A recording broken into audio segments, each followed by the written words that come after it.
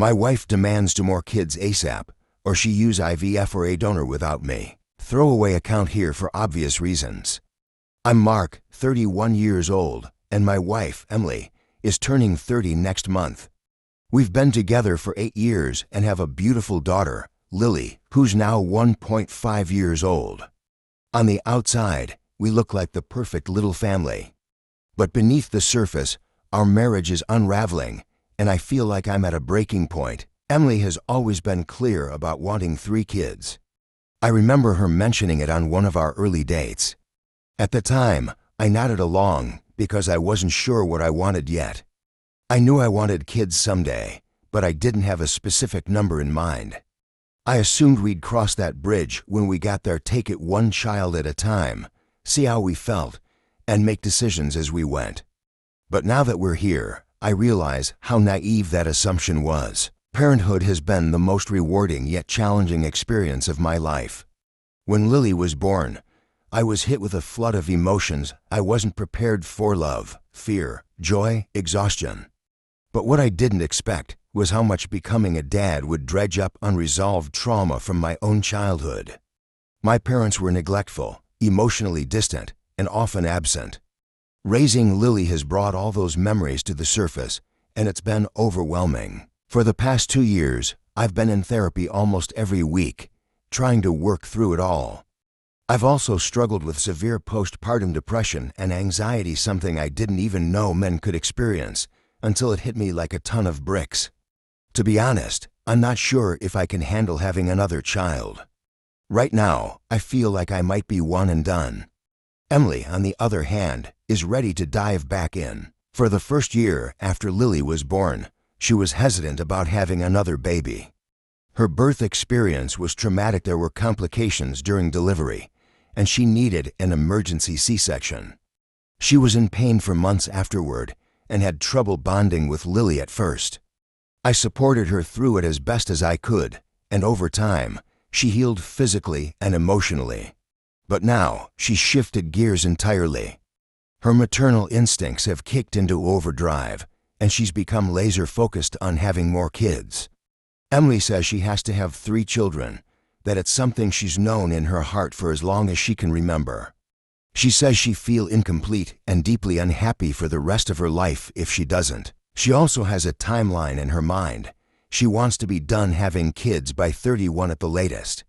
She says she doesn't want to be an older mom, pointing to the increased risks of pregnancy after 35 and her desire to have the energy to raise our kids and eventually enjoy being a young grandma.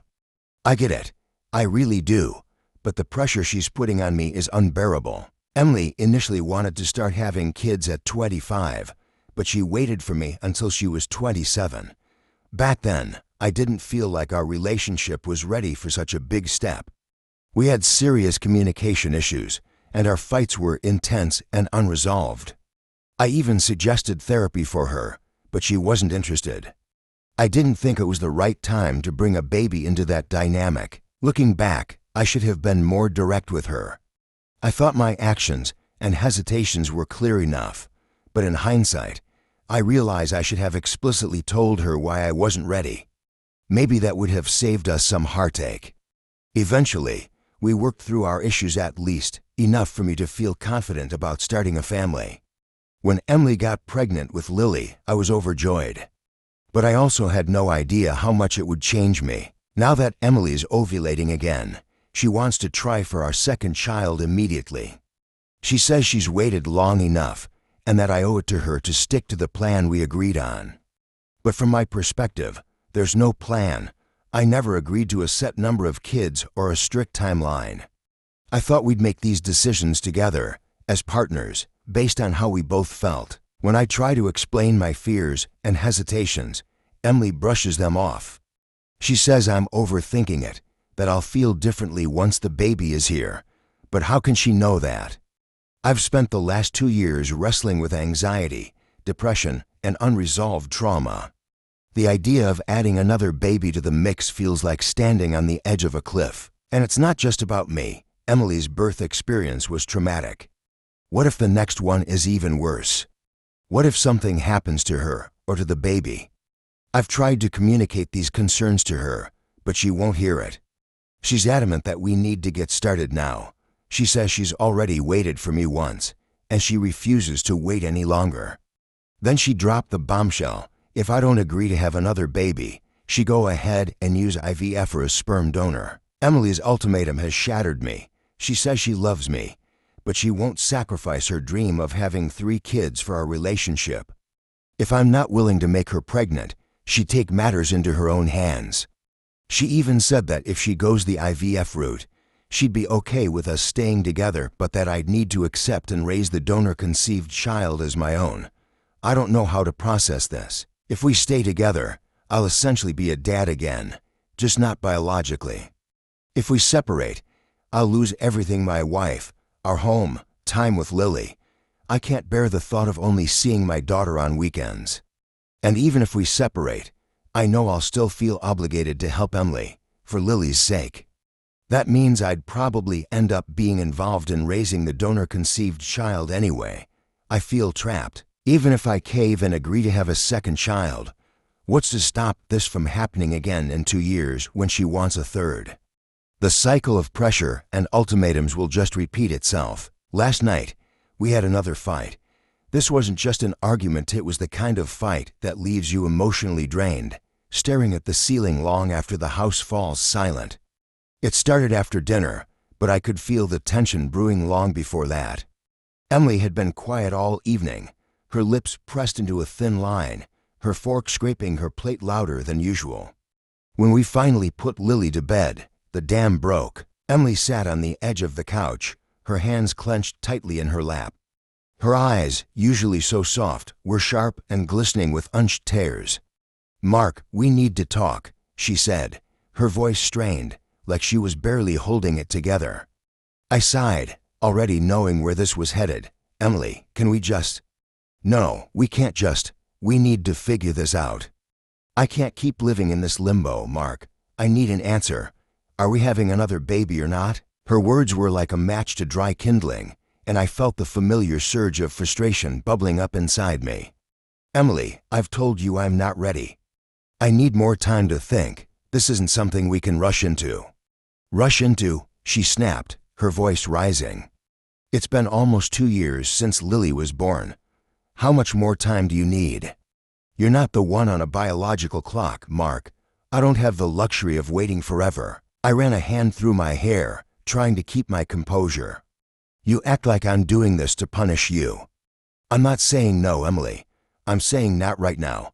I'm still dealing with everything." "Everything?" she interrupted, her tone dripping with incredulity. "Mark, I get that you have your own issues. I do.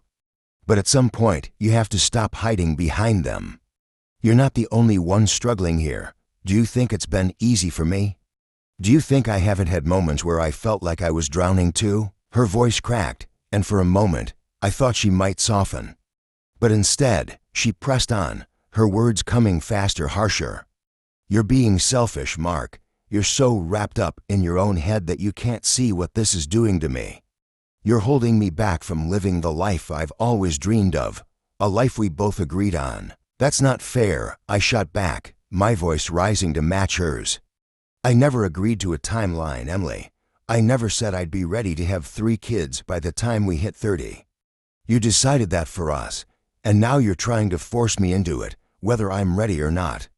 Her face hardened, and for a moment, the room was filled with a heavy, suffocating silence. Then she stood up, crossing her arms over her chest like she was bracing herself for what she was about to say. "Mark," she said, her voice trembling with emotion, "I love you. But I can't let you take this away from me. I can't live with the regret of not having the family I've always wanted. If you won't do this with me, I'll do it without you." Her words hit me like a punch to the gut. I stared at her, stunned, unable to process what I'd just heard. What are you saying?" I asked, my voice barely above a whisper. Her eyes filled with tears, but her resolve didn't waver. "I'm saying that I'll go ahead with IVF or a donor if I have to. I don't want to, Mark. I want you. I want us. But if you're not willing to give me what I need, then I have no choice. This isn't just about me, it's about the life I've always dreamed of. the life I can't give up. I felt like the floor had been ripped out from under me.